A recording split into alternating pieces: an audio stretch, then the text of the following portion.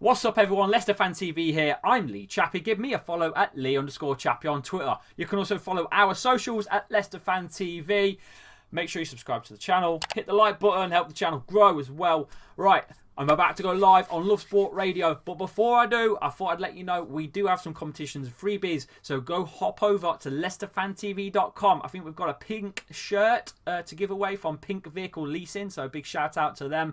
And we've also got a keg of beer to give away from Everard's Tiger as well. So thank you to our partners for helping us with the competitions and prizes. Right. Having said all that, we're about to go live. I'm just waiting for Phil Holloway. He's on the line at the moment on air on Lovesport Radio. You can check that out on DAB.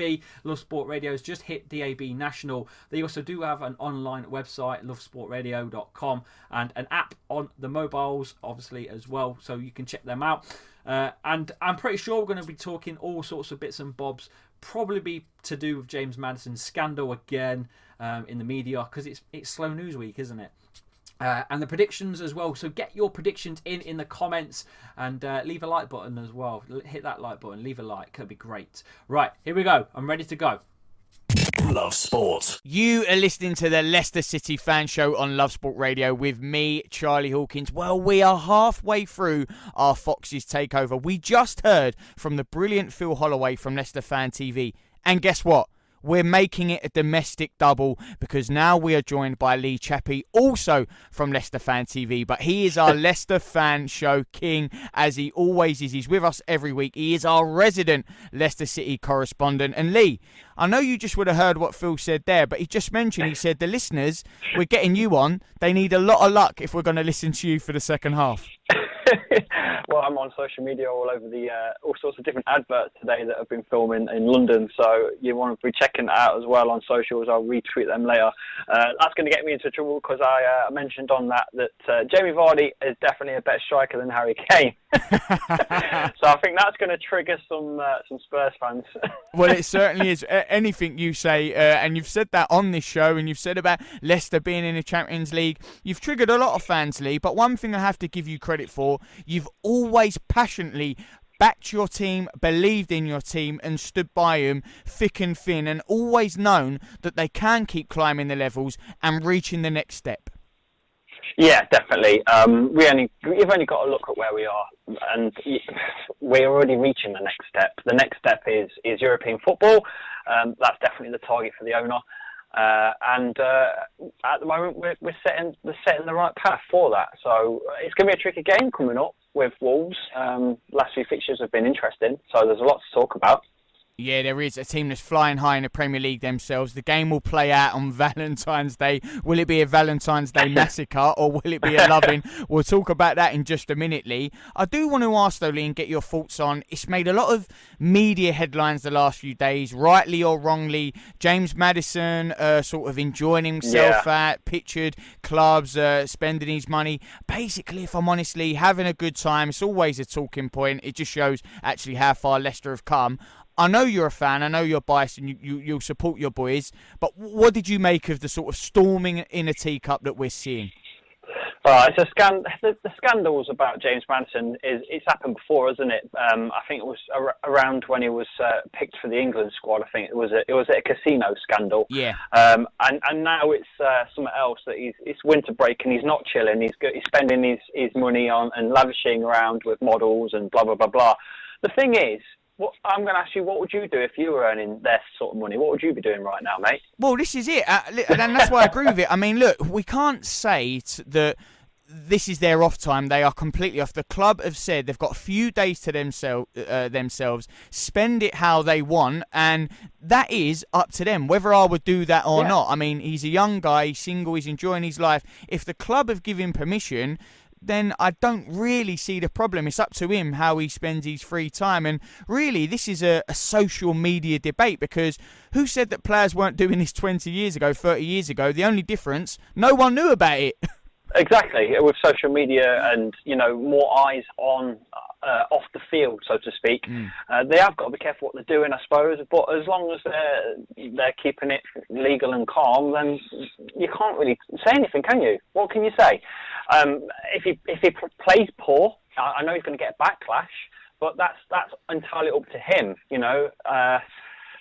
We'll just see, won't we? Yeah, I think you've hit the nail on the head, Lee. Look, if he does play poorly in the next few games, that will be the first reason why and the first thing people will look to point the finger at. But ultimately, what is he doing wrong? He's caused no trouble. He's not got in any trouble. He's a young lad. Yeah, Brendan Rodgers hasn't called him in. And I understand that some people's argument is, he's representing the club. Well, yeah, he still is representing the club. He's just gone out there. I mean, this isn't like the stars of Chelsea, Arsenal, Man United, Man City. They all go and do the same as well. Exactly. It's the modern way, isn't it? At the end of the day, if these guys can't have their own lives and the fans just jumping in on it all the time, then what can they do? Are we expecting them to sit on the sofa until they play a game of football? Yeah, week in, week out. Is that the expectations?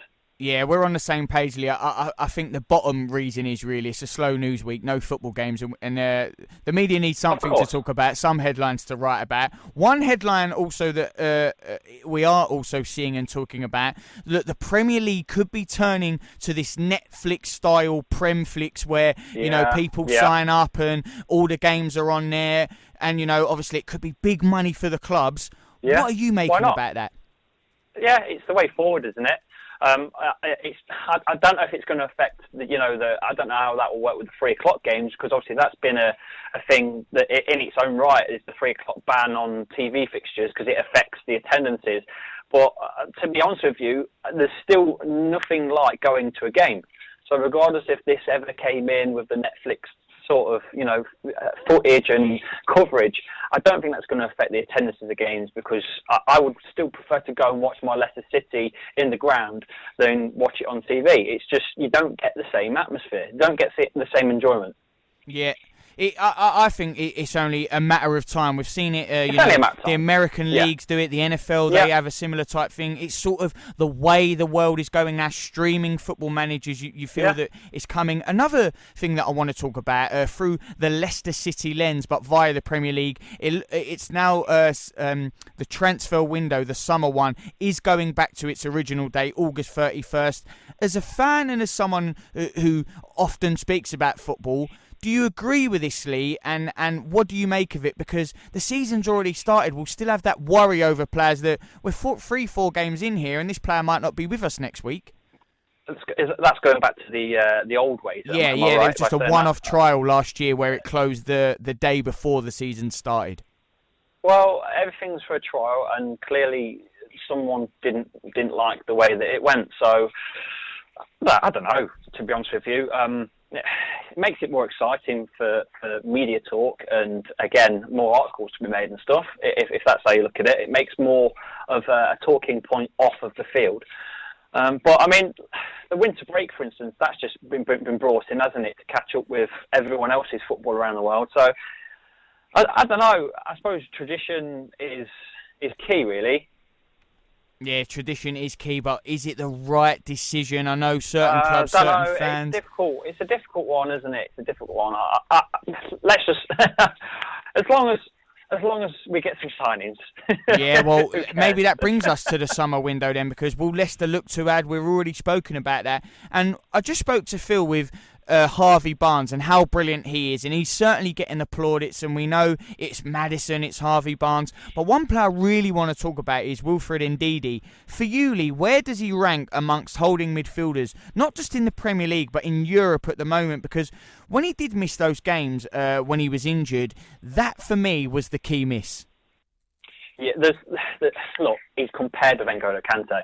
He's always compared with N'Golo Kante at Leicester. Anyway, I don't know, rival fans how they look at Ndidi, but at Leicester we definitely look at him and go, God, he's getting there. He's getting there. Every game you just see he's getting better and better. I've quoted, if you can quote me, I said 3 seasons time he'll be better than N'Golo. But I don't think he'll be at Leicester in 3 seasons time. But I think he will be on par with N'Golo Kante. Wow, that is a bold claim, Lee. I never doubt you to make him, but for me, N'Golo is absolutely one of the best midfielders in the world. Yeah, he is. He's so unsung. I believe that's why France won what they've won, because he was there in Leicester and he went to Chelsea. Such a instrumental player in that side. Lee, I asked Phil the same question, and I'll put it to you. We're at 2/3 of the season now. We've got this winter break. We know that the goalposts have changed from what we hoped and expected at the start of the season and how well it's going now. But now we're in the business end. What are you expecting out of the last 13 or so games? Oh, man. The next fixtures are a bit difficult, aren't they? Let's be honest. You've got the Wolves fixture, which is... Well, we still haven't got revenge, have we, from the 4-3, from that mad game of football. And I think, was it the opening game against Wolves at home? It was, wasn't it? It was 0-0. So we really do need revenge on this Wolves, and they are a cracking side. Let's not deny it. They've had some great results, especially that one against Man City. Was it on Boxing Day or the day after Boxing Day? They got the double over Man City this season. Yeah, exactly. Not many teams can say that, can they? We've got Man City. Speaking of them as well. Ooh, it's tough. It's a tough old one. We've even got, is it Man United on the last fixture at home as well? Yeah, it's a tough running. We need revenge on that as well. Let's be honest.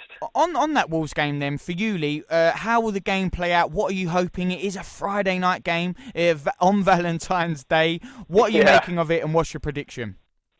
Oh, I'm going to go with...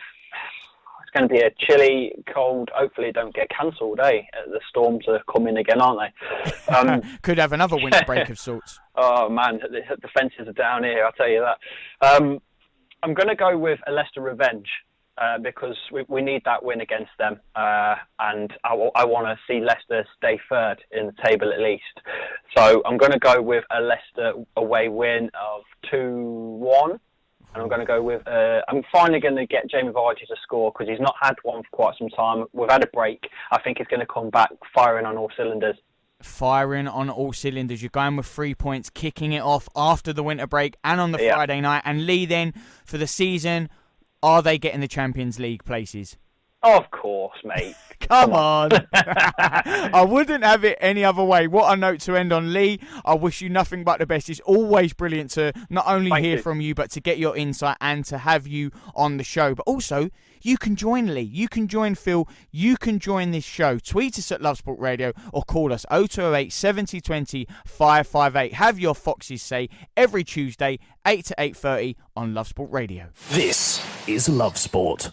So they have it. Love Sport Radio there. Predictions are a 2-1 win for Leicester. I'm going with a 2-1 win.